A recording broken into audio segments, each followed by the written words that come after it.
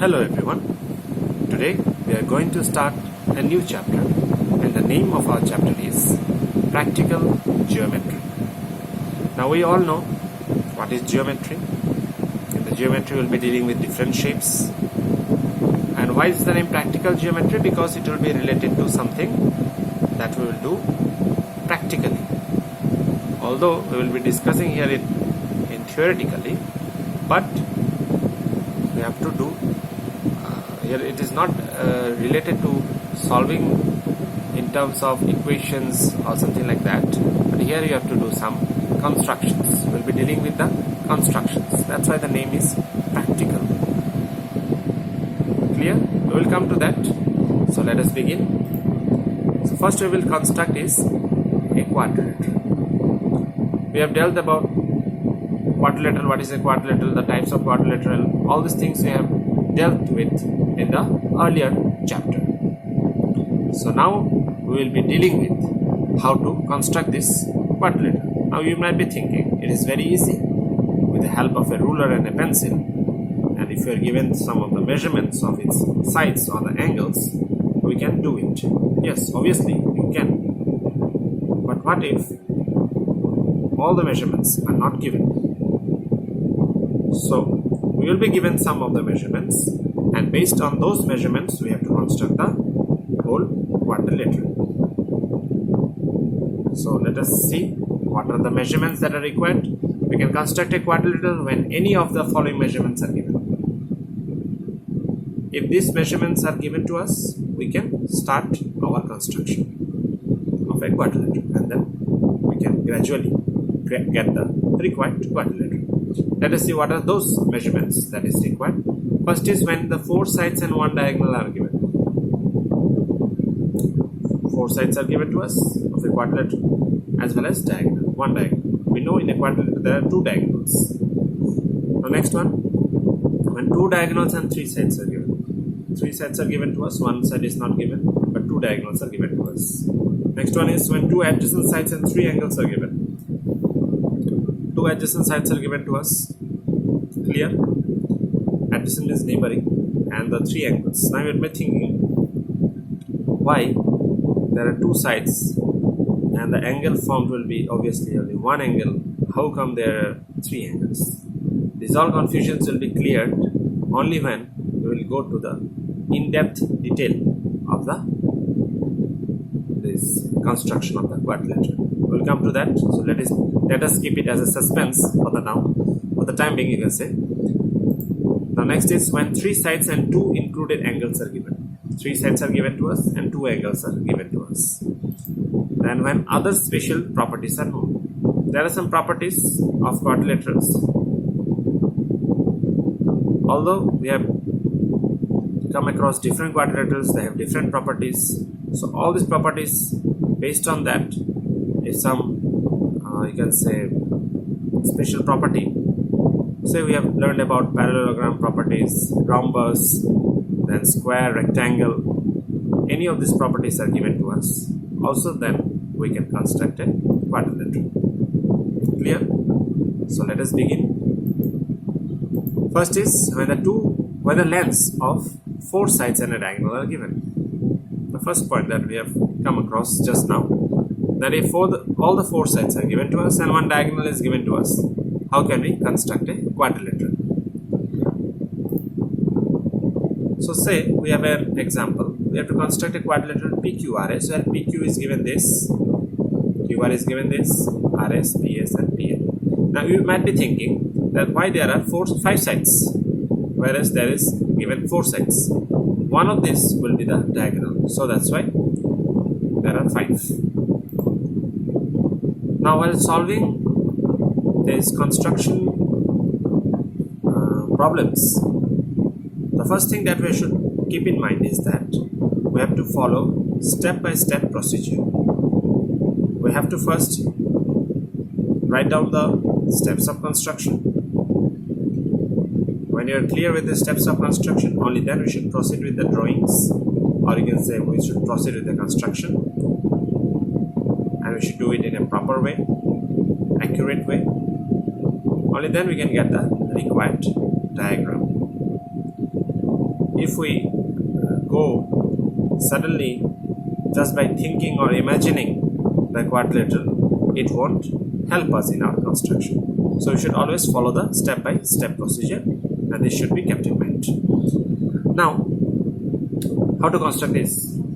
So first step, let us see. We have to construct a triangle PQR using the following measurements of its sides PQ, QR and PR, with PR being the base of the triangle, and with the help of a compass.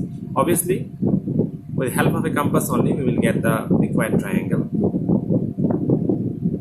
Although I have not written here the ruler and the pencil, but obviously this is very known to you that ruler and pencil will be very much required, we can say. So I have written compass because compass plays a vital role here. So first of all, what we will do is we will make the base of the triangle. So this is the base. What is the name of the base? PR. And what is the length of PR? It is given to us 7 centimeter. Next, what we have to do, we have to construct the other two sides of the triangle. So how will you construct that? Say if you have to construct PQ, what is the length of PQ? 4 centimeter. So in the compass, we will take a measurement of 4 centimeter, keeping P as the center, and then draw an arc like this. Clear? Similarly, the similar way, what we will do is that again we will construct now QR, which will be 6 centimeter. So we will take a measurement on our compass. QR equals to 6 centimeter, and keeping R as the center, we will draw another arc. So obviously we get an intersection now. Now what will be that point of intersection? That point of intersection will be nothing but point Q. Clear? Now the job is very simple. We have to just connect this point P and Q and point Q and R. Point PQ will the length of PQ is given to us, that is 4 centimeter. You can also verify with the help of a ruler. And this side QR is given to us as 6 centimeter. That also you can verify with the help of a ruler and check if it is correct or not, your measurement. And that will be 6 centimeter. Clear? This step, although I have not written keeping P as the center and keeping R as the center, we draw an arc. All these things are not written. But yes, in the exam, when you are asked, you can describe it in details, how you have proceeded. You can break down the steps also. If you want, no need to make it too lengthy, you can make 2-3 steps. So it doesn't matter you have how many number of steps you have written, but the thing is that how did you proceed? That is the important thing. Everything should be explained in details. How you got the diagram, that should be clearly visible from your steps of construction. Nothing should be hidden in the steps of construction. Clear? Now next is step 2. To locate the fourth point S, we have to locate another point. We got a triangle. I have to locate another point. Already we got 3 points, P, Q and R of the quadrilateral. Another vertex of the point you can say is left, that is S. How to get it? S will be obviously on the opposite side of Q. How? We will see that in a while. So we need that point S. So how to draw that S? We already got this thing. Now S will be somewhere below. Now we know the measurements. First of all, we will draw an arc of radius 5.5 centimeter in a similar way, just like we have drawn in the previous slide. So 5.5 centimeter, we will draw an arc, taking P as the center. Now next, in the next step, what we will do is, after drawing this, again similarly taking R as the center, we will draw an arc of 5 centimeter. Clear? Now we got this point of intersection. This point of intersection will be nothing but it is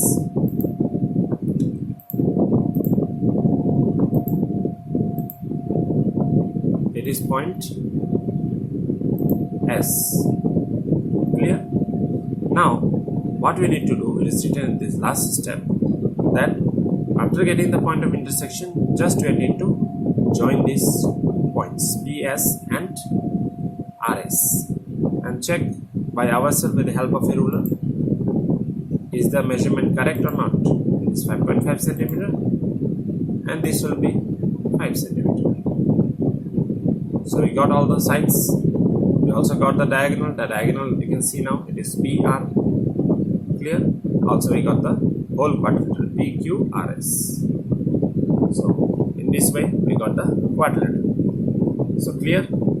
It's not that tough. You can go through your textbook again if there is any doubts. So in this manner we can draw a quadrilateral when the four sides are given to us. Also the diagonal is given to us. One diagonal is given to us. So that's it. I hope you will have understood this. So thank you and have a nice day.